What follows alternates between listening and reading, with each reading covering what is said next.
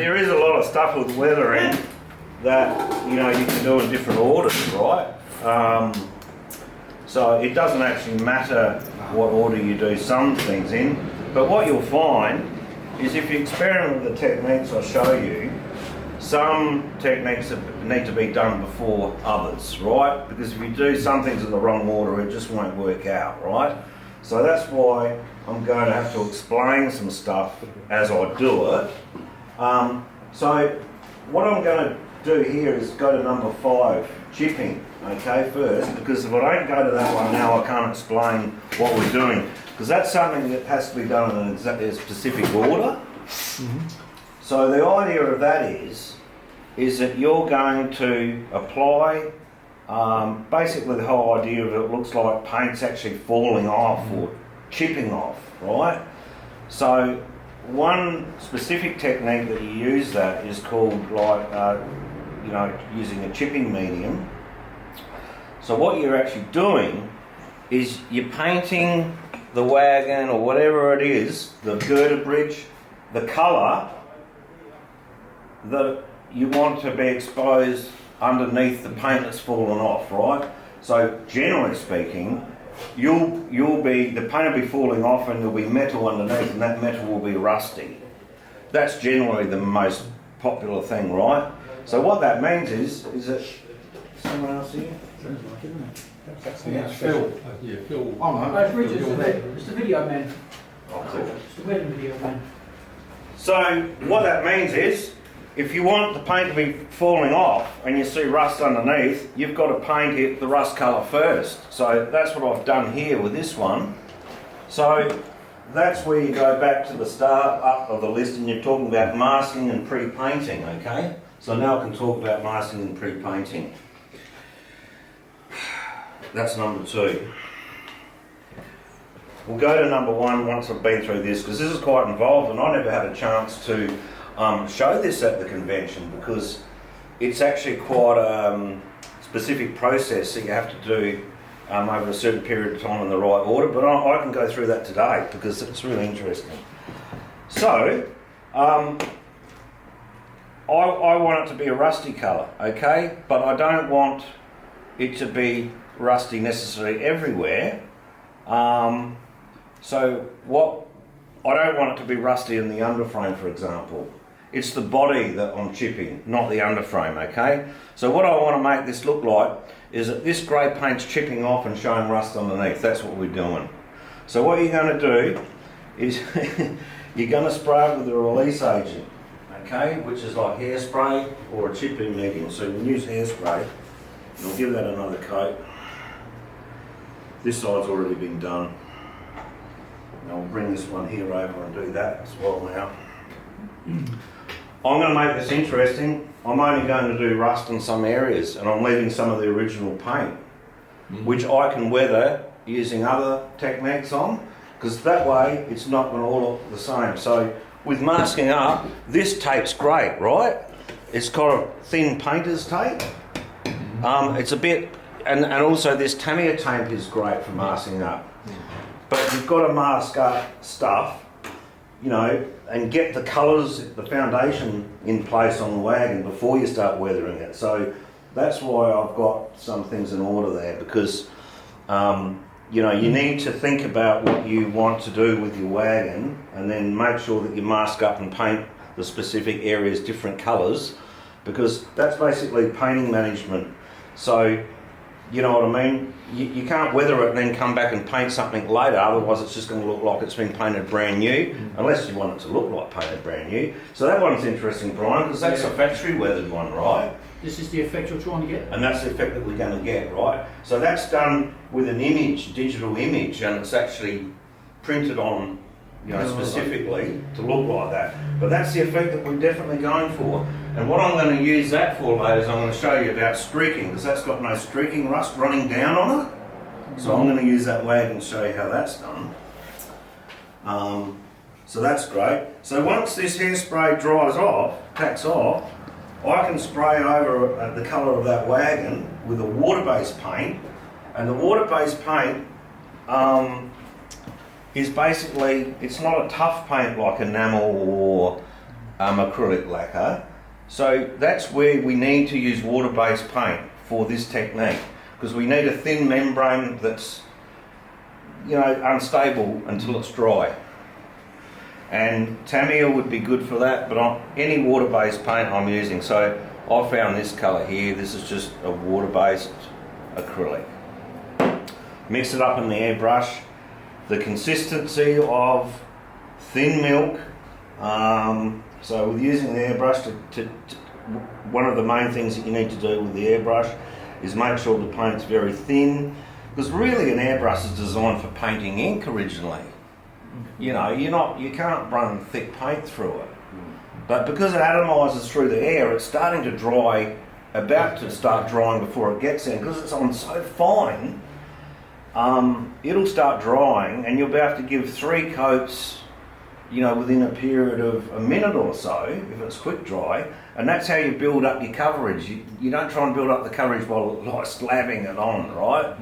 So that's the whole idea. And also, when you're using the airbrush, get some white paper like this and spray it on there before you start painting anything on the wagon, because then you can see how it's coming out before it goes on with what you're painting. And the other thing is that you also have to make sure you can see what colour you've got going on, right? Because if you're mixing up like a black wash, which is the most common thing for weathering, like a brown, black with brown in it, if you spray it on here, you can see how much brown's in there, because you can see through the paper. You know, so really this is the test to get the colour or consistency. Now, so once you thin it out, it comes out really fine.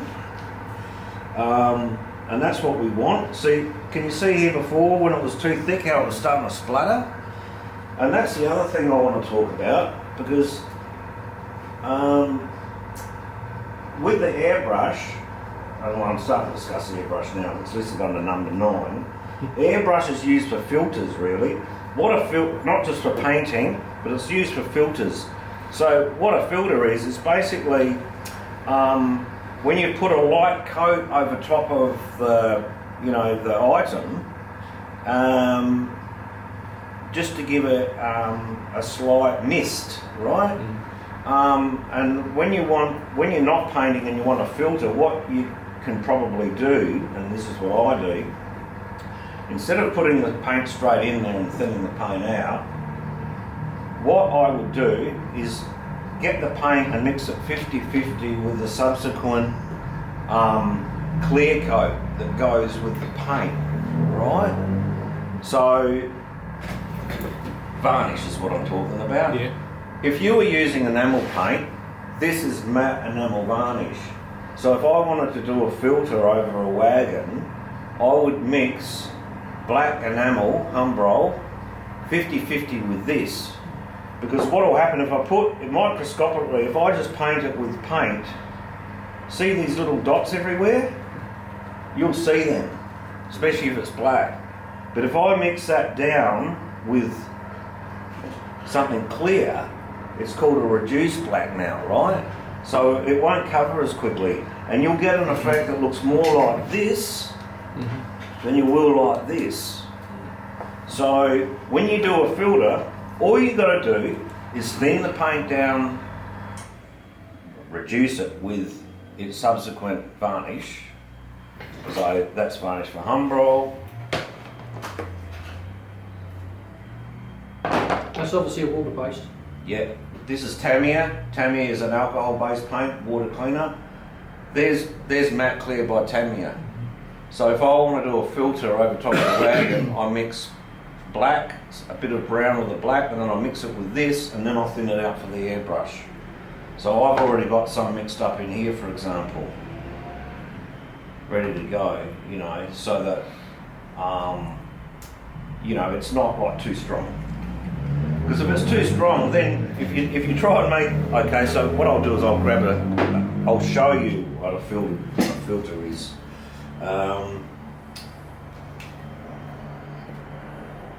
There's one over here. Oh, here's a good one.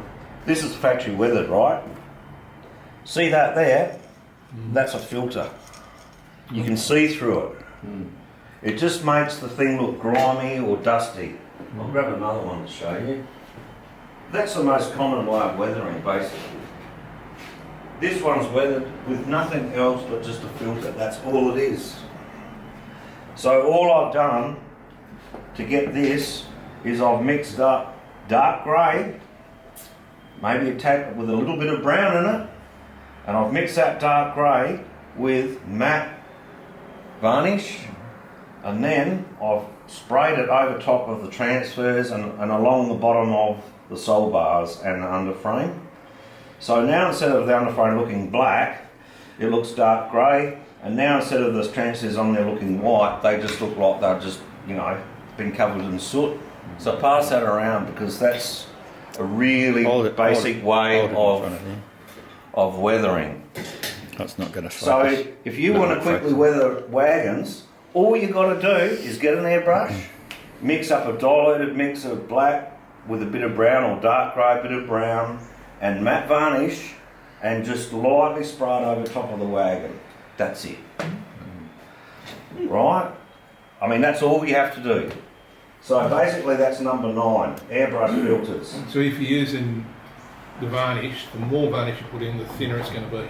The more reduced it's going to be, Yes. the more transparent it's going to So become. instead of getting that bright new transfer, it actually looks like it's been covered in. Yeah, see that all that's got on it is a filter, nothing else. Yeah. There's no other weathering at all on there.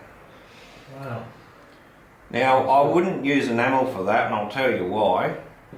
If you use alcohol-based Tamiya, which is water wash-up, if you use Tamiya, it'll go on very similar to enamel will, but if you don't like it, you can get isopropyl alcohol and wash it off, because it's alcohol-based, and it takes a long time for it to dry before that won't get it off. So that's a really good tip on there. So I'm talking about paint on the list, number 3, with the green dot next to it, right? And this stuff here will get it off, and this stuff here will thin it down, and it'll dry really quickly. And if you don't like it, you can spray this with it and get it off. So that's 100%, is it? Yeah, this is. Yeah. But for thinning down paint, for removing paint, you'll need 100%. But for thinning down paint, you don't need 100%. You can get like 70% mixed with water. Yeah, well, isopropyl you buy from the chemist is at 70%. Yeah, well that's okay for thinning down paint and all that, and that'll probably get it off. But if you use 100%, that'll remove it, you know, quite well. So you know, that's a tip with paint. So we've kind of you know, on the list there we've got paint, and paint types. So we've mainly focused now on that number 3, the green one, and with the weathering effects that I'm showing, I've put the respective colours next to the effects that these paints are most suited for, right? So let's talk about, we're talking about airbrush filters, right? So for that you could use the green, which is acrylic, alcohol based. You can use acrylic lacquer, which is thinners based, and you can also use acrylic water based as well. Now the reason I'm not saying use enamel, because there isn't any need to use something like that. Enamel covers really well, and we don't want it to cover very well. And also enamel takes a fair while to dry, so I wouldn't use it for that. So talking about paints, what enamel is brilliant for is, enamel is good for, enamel has got a high flow rate, it's really runny. So what that means is you use enamel for like washes or a pin wash, and I'll show you that shortly, because you want the paint to spread, right? So if you're doing a technique where you want the paint to spread everywhere, or you want it to stay sticky or wet for longer, then you use enamel. Now if you want the paint to be stodgy, like not spread, you'd use water-based paint, because that doesn't spread very well. And so if you're dry brushing, water-based paint's probably good for dry brushing, but in fact it dries a bit too quick. So if you're going to, sorry, if you were going to sort of weather the underframe of a wagon, Yeah. would you I do a filter as well. Would you paint it first, or because if you wanted to dry brush it, it's not going to go dry brushing. No, on you bare won't use plastic, dry it's brushing no on an underframe at all, because dry brushing is a really harsh effect. If you zoom in and took a photograph of that, you'd see all the brush marks, and it's really hard, and it's quite. But dry brushing is for just picking up highlights, the tops of things. I use dry brushing for people. If you want to paint the tops, if I want to paint the tops of these hinges or these rivets, I might dry brush them, and then the tops of the rivets will get paint or become highlighted a different colour. I use it for people. Oh yeah, and also another good thing for people with their faces is to put a wash on, and a darker wash, like a reddish colour, but you mix it with, you make sure it's transparent. You mix it with the varnish, and then it the darker colour goes into the holes in the ears and the eyes and the mouth, and it makes it look. You don't have to actually paint the detail of the face. And there's no point painting eyes in 4mm scale that end up like this big, right? Even with the smallest brush, the pupils. But the filter is good. So that's what you've got to use the filter for. So really, if I thin this out, then it will become a filter. Okay. So I'm going to just put some release agent on this. I'll show you how I do that. Now you can buy it in a jar to put through there. Oh, that's black. Hey, that's going to be nice. I think So this is how we get our rust, right? I'd usually put black first, and then I put. there's a tresemme here. You want hairspray? That's all right. This is for the next lot, right? But it's good while I'm here to show you something, which would be handy to see. I don't want this to be too bright, so I'll paint it black first, because that's what I did on that wagon over there. And then I'm just going to mist this, and you'll get spots which will look like rust, right? So this can be handy because it's a bit slip, it's a bit spotty coming out of there. All right, so that's all masked up now.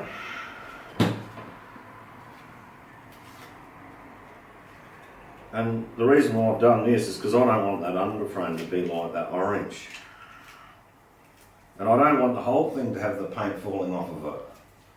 So there's no point in painting that rusty because I only want the paint falling off this end. That's what I've decided in my head, so that's why I masked it up. Alright, so we need this one for the other side. I think there might be enough on there, but we'll give it a go anyway. So how does the hairspray work as a release? Okay, so as soon as you put water on there, and that's what we'll do, we're going to rub a bit of water on with the brush. Oh, It'll dissolve this. Because I've got water-based paint over the top, the water-based paint's partly porous, and it'll go through, the moisture will dissolve this hairspray, and it'll just start peeling away. Okay. And the longer you let that dry for, the finer the dots will be, right? Because it'll only be coming off it'll be struggling to come off, right? So but if it falls off in sheets, it'll fall off really easily if I do this within probably 5 or 10 minutes. But you just got to experiment. I can't say how long it's going to be because it probably depends on what the temperature and the humidity is as well. So but let's just sit this here and go through the other ones for, let's say, 15, and then this one here's been going dry now for like 20 minutes, and we'll just see what difference it makes. So we'll let that sit there, and we'll get back, because that'll be chipping, and we'll get back to that. So now, with filters, I'm going to have to probably I'll leave that one there for now. Now, if you've got luster managements on the top of the list, I'm going to go through that with you first now, get that out of the way. Right, let's say that you're painting a loco. or something that you don't want to be absolutely matte everywhere, right? What can make it look interesting is if, let's say this loco was not like an old coal tank, but it was, you know, like a passenger loco. It'd probably look good if this was not completely flat everywhere. If this part here was matte, right there, and this bit here was like maybe shinier, for example, this dome. Oh, if you do a GWO, all the domes would be shiny. So how are you going to do that? Engine Well, will be shiny. because weathering is an artistic thing, right? But also the way you paint it is as well. So what I'm going to talk about here is when a milk tank's new, it's actually quite shiny. So what I've done is I've painted that with gloss, but only the tank, right? I masked up the bottom because it's, I mean, otherwise I'd have to come back there with a matte varnish later and paint the bottom matte to get it matte. So I painted this gloss for now. But what will look interesting is I can now, because that's gloss, I can make that matte really easily by putting matte varnish or a filter of matte mixed with that black over the top of it, or all of it. So I'll grab these two from over here and show you those. We can have a quick look at those. So what I've done on this one is I've painted it gloss, and then I've put a slight matte filter over the top ridge of it, right? And what happens is as it's filtering in, right there, it's now satin. It's not full gloss. And up here it's matte. So the matte's misted over the top of the gloss, and it's actually reduced the shine of it. Using a filter. Using the matte filter. Yeah. And then on this one I've gone over the whole lot of the top, and most of it's now satin. It's not even gloss anymore because I put a matte filter over the top. But it was painted gloss first, because if it wasn't painted gloss first, it'd all be the same matte and you'd never have any difference of luster. So if I'm painting a loco and it's a passenger loco, I'll paint it gloss first, and then I'll put a matte filter on it in the areas that I want it to be flatter, and the areas that I don't want it to be as flat, I'll keep the filter away from it. Because that's what's good about the airbrush, because you can just gradually paint really fine mists of paint over the top of it without it, you know, getting everywhere. Like you can work in a very isolated area, really. So yeah, so that started off gloss and now it's not, and that started off gloss and now the top of it's like satin. I guess it's not full of gloss. So that's what I'm talking about is luster management. Can we just have it? And that's something you've got to do before you start weathering it. So if you've got, let's say you wanted this pipe here red, you're going to have to mask that up and paint that, or paint it with a brush before you start weathering, for example. Right, so that's what I meant by just preparing. And then masking before you paint and weather is what we did over here. I've got to think about how I'm going to weather it and paint the areas that have to be specific colours first before I start the weathering techniques. So that's what's been done on that one.